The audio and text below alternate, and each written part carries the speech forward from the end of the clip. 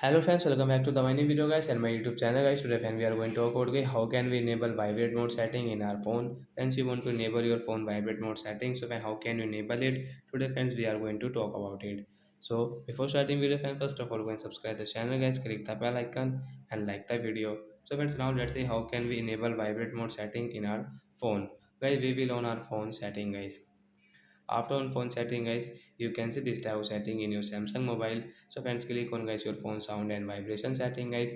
We will tap on sound and vibration. Friends, you can see guys this type of setting. So friends, you can see guys your sound mode setting. So guys, right side guys, you can see guys this middle one guys, this vibrate mode setting guys. You can see the vibrate mode icon. Friends, you want to enable your phone vibrate mode setting guys, you can enable from here. After enable guys, you can see this sound mode will off, vibrate mode will enable, and friends, you can see your vibrate mode icon on your screen. So like that guys, your phone will vibrate on vibrate mode. So like that guys, we can enable vibrate mode setting and we can use it. Bye guys.